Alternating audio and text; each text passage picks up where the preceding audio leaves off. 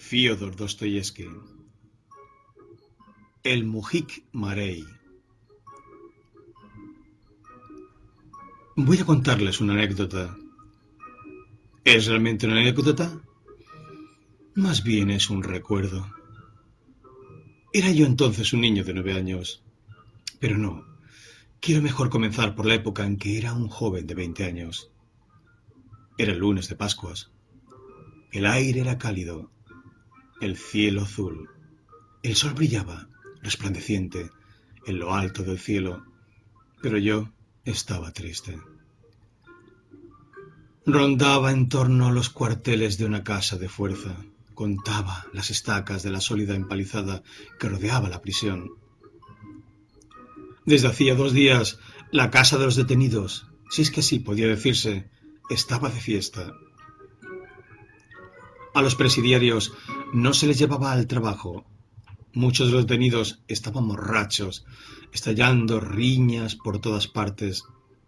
Gritaban canciones obscenas, se jugaban a las cartas, ocultándose. Algunos deportados estaban tendidos, medio muertos, después de haber sufrido malos tratos por parte de sus compañeros. Los que habían recibido golpes demasiado graves se les ocultaban bajo pellizas de piel de cordero y se les dejaba que se reanimasen como pudieran.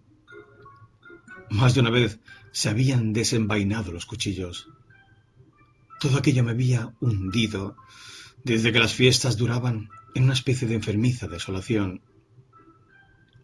Siempre había sentido horror al libertinaje y a las agitaciones populares, y sufría más allí con ello que en cualquier otro lugar. Durante las fiestas, las autoridades de la cárcel no visitaban los edificios, no hacían revisiones, no confiscaban el alcohol, conveniendo en que era preciso dejar a los pobres diablos de galeotes alegrarse por lo menos una vez al año. Mi asco hacia aquellos desgraciados réprobos se transformaba poco a poco en sorda cólera cuando me encontré con un polaco, un tal M.Ch., detenido político. Me miró con aire sombrío. Sus ojos estaban llenos de rabia, temblaban sus labios. «Odio a esos bandidos», gruñó a media voz, en francés. Después se separó de mí. Volví a la prisión, y lo primero que vi fueron 6 robustos mujiks que se lanzaban juntos sobre un tártaro llamado Gatsin, al que comenzaron a golpear cruelmente. Este hombre estaba borracho, y le golpeaban como si fuese de yeso. Un buey o un camello hubieran hallado la muerte bajo semejantes golpes, pero sabían que aquel Hércules no era fácil de matar, y daban golpes encima llenos de gozo. Un instante después vi a Gassin extendido sobre un camastro e inanimado ya. Yacía él también cubierto con una piel de cordero, y todo el mundo pasaba en silencio tan lejos como podía de su cama. Se esperaba que volviera en sí hacia la mañana, pero, como algunos decían, maldición, después de los golpes que ha recibido bien podría reventar de la paliza. Volví al sitio donde se encontraba mi camastro, frente a una ventana provista de una reja de hierro, y me tendí de espaldas, cerrado los ojos. Si fingía dormir, no vendrían a molestarme. Quería olvidar, pero no podía dormirme. Mi corazón latía terriblemente y las palabras de M.C. resonaban en mis oídos. «Odio a esos bandidos». Pero, ¿para qué describir estas impresiones? Muchas veces vuelvo a sentirlas en sueños, y son mis más horribles pesadillas. Se notará que hasta hoy casi nunca he hablado de mis años pasados en presidio. Los recuerdos de la casa de los muertos que publiqué hace 15 años parecen la obra de un personaje fantástico. Los daba como redactados por un noble ruso, asesino de su mujer. Sobre esto añadiré que todavía son hoy muchas las gentes honradas que creen que se me envió a Siberia por el asesinato de mi mujer. Mas he aquí que me extravío, como me extraviaba entonces en mis ideas. Durante esos 4 años de presidio volví a ver, sin cesar, mi pasado.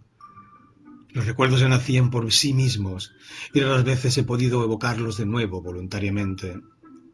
Arrancaban de un punto cualquiera de mi historia, a veces de un suceso sin importancia, y poco a poco el cuadro se completaba, dándome la impresión fuerte, profunda y completa de mi vida.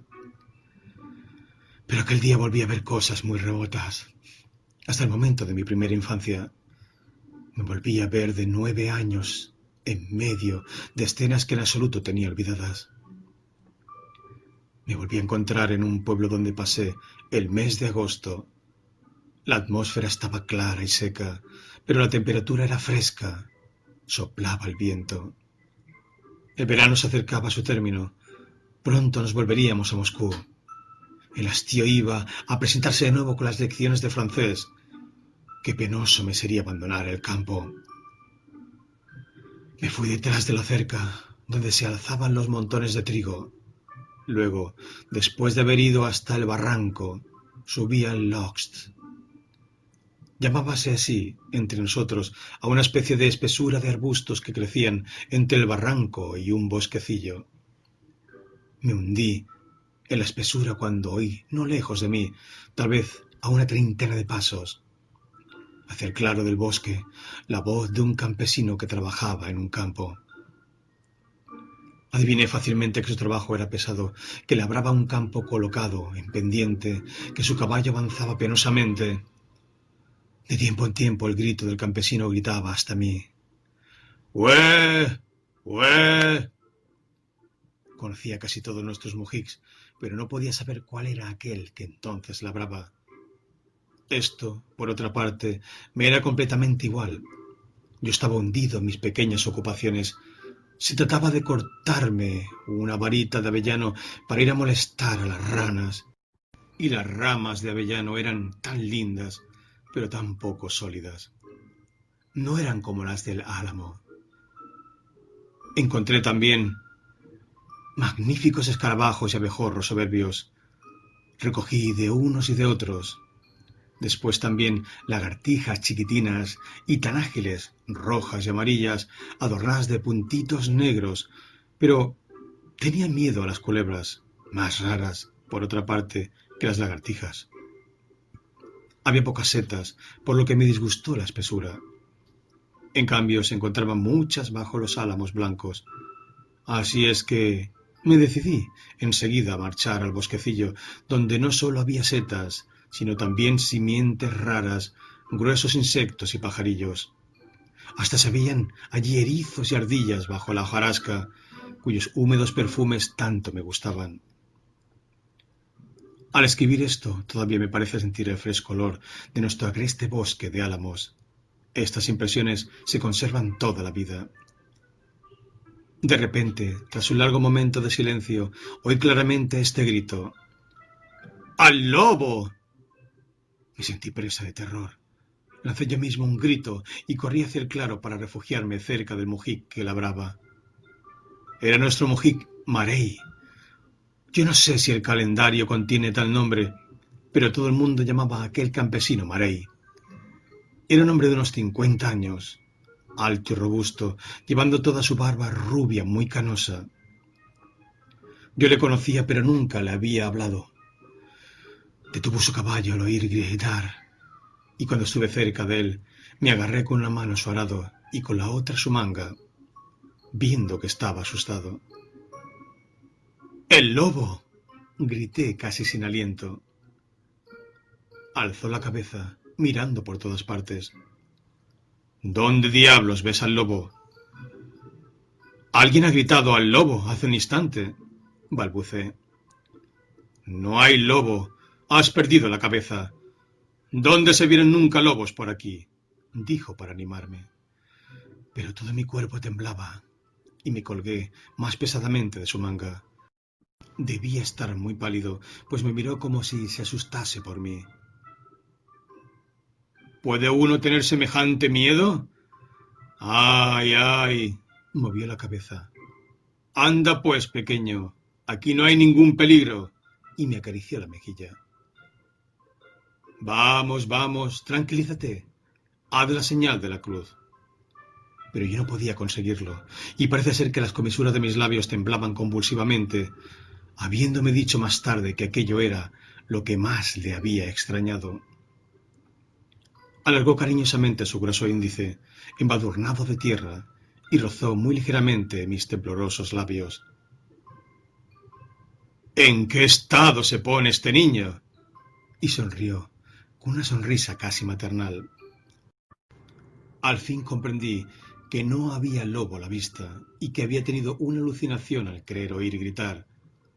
Entonces me veía sujeto a errores del oído. Aquello se me pasó con la edad. Bueno, entonces, ¿puedo irme de aquí? Le dije, mirándolo interrogativamente con los ojos todavía húmedos. Sí, vete. Yo cuidaré de ti mientras vaya andando.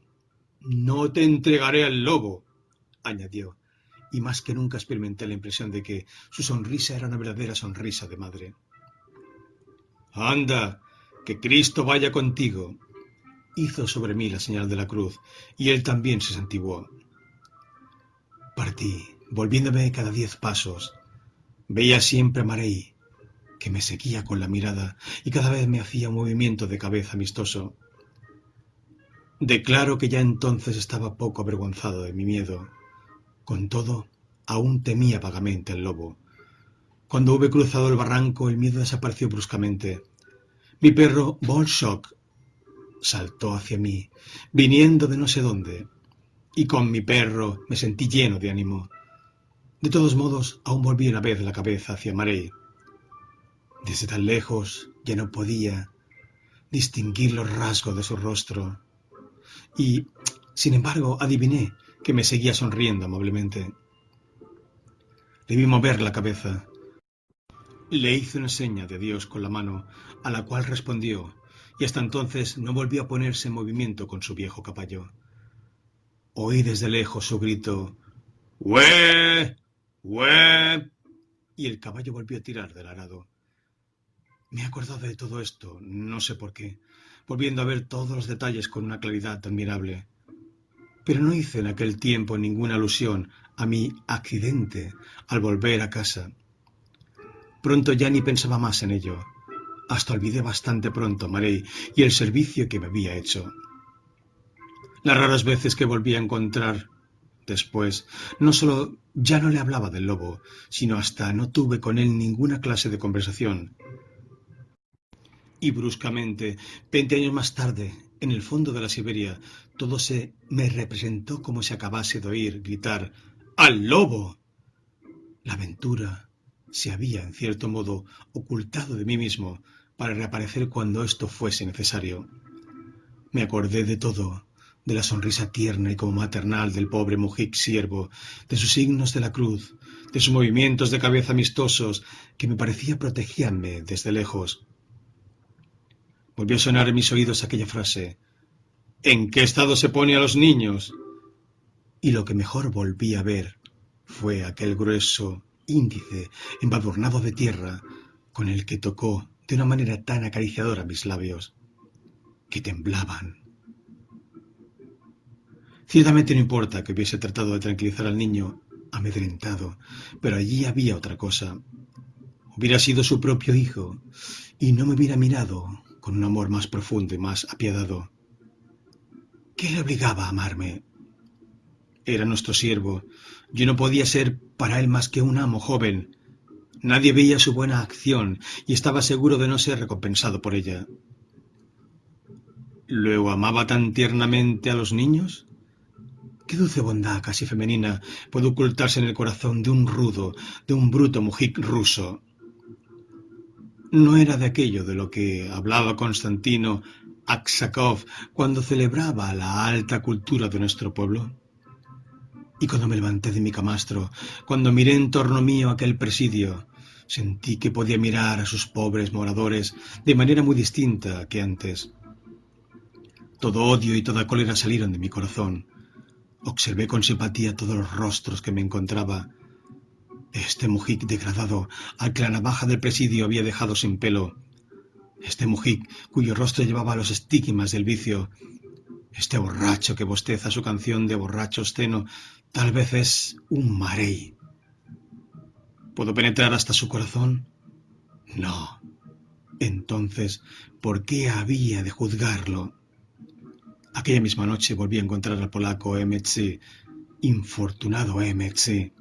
Evidentemente no era como yo, rico en recuerdos donde representaban un papel gentes como Marey. No puede juzgar a estos tristes mojiques de presidio de modo distinto a como lo había hecho cuando dijo «Odio a esos bandidos». Indudablemente, estos pobres polacos han sufrido más que nosotros.